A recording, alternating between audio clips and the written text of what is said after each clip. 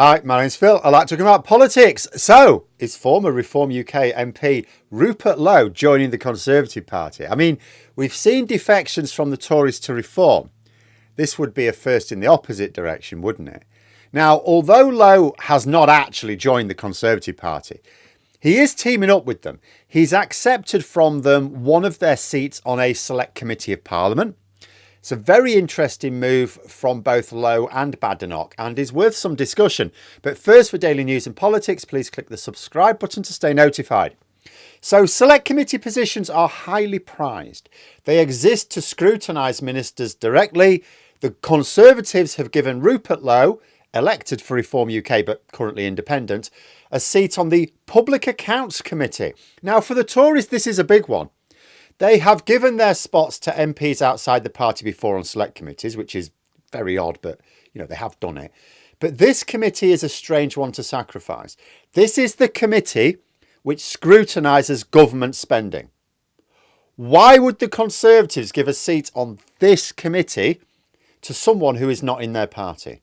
Because make no mistake, there will be Conservative MPs who would have loved that seat for themselves.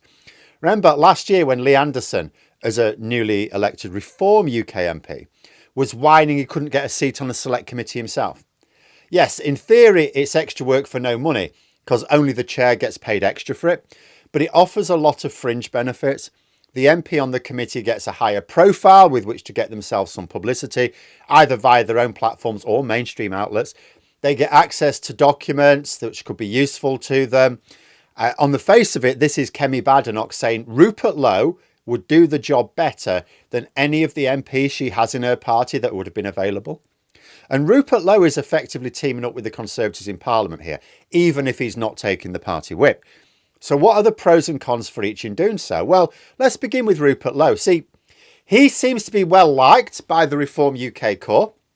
Partly this is because he was the most extreme member of the Reform band, which won seats last year.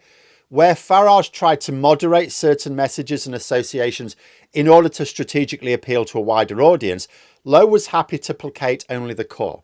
Where Farage disowned Tommy Robinson and his supporters, Lowe praised him. But when he was ejected from Reform UK for criticising Farage as far as Lowe's concerned, and he may well be right, he struggled. He had hoped to be a political force in his own right, but he lacks the personality and media savvy to go it alone. He eventually formed an association with the Advance UK group, being fronted by Ben Habib, another Reform reject. But Habib has got the same problems when it comes to promotion. They just haven't been able to raise their profile or get prime airtime outside Nigel Farage's orbit. Although Elon Musk has been happy to promote Advance UK and Rupert Lowe on a personal level, that hasn't really helped him break through into the public consciousness. Now, if Reform UK fall away in a few years, maybe a gap presents itself for Lowe to take advantage of.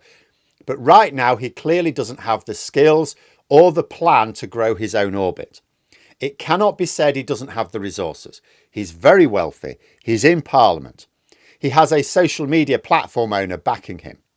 So what Lowe lacks is skill and a plan in this regard.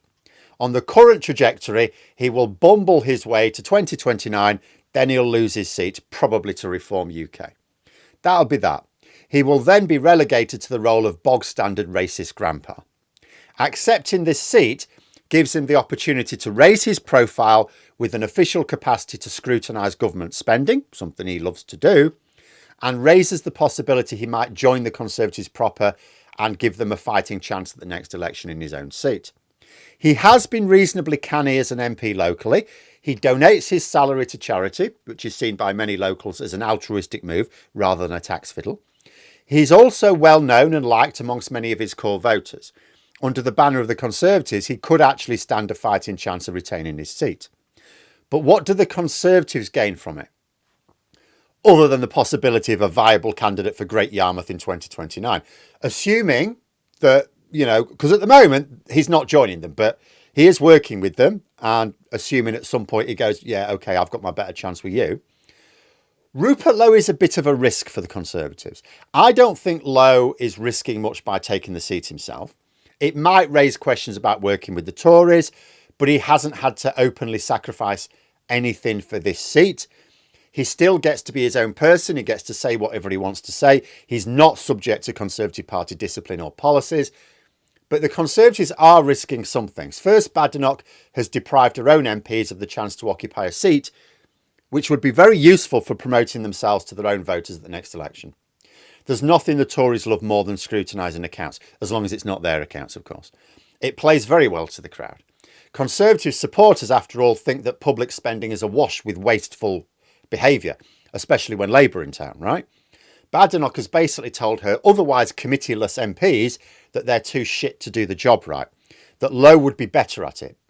And sure enough, if Rupert Lowe does manage to uncover any tasty little tidbits, like a good truffle hound, that will work for the Tories as well. But it still relies on having to admit they didn't have anyone available themselves to do the job. I know the Tories love contracting out public services. This is next level. But then there's Lowe's approach to party politics. He's shown himself to have poor discipline and be willing to adopt the most extreme positions regardless of political strategy.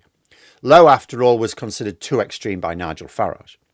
And then there's Lowe's record on fiscal competence. Both he and the Conservatives will point to the fact he's a business owner.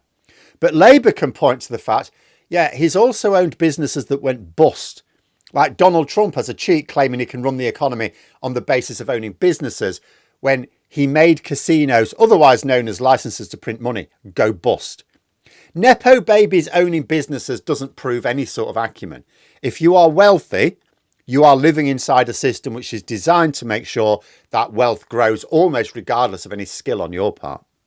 And although the partnership is not made with Rupert Lowe joining the party right now, if he did decide that's the best way to defend his seat at the next election, would he be willing to toe the Conservative line on their manifesto? I can see him being more like a Robert Jenrick character. You know, I think he'd be more like a loose cannon, as he always has been. But let me know what you think in the comments below. And for more content, you could subscribe to the channel or even join for access to streams and behind the scenes updates. Thanks for watching, and until next time, I'll see you later.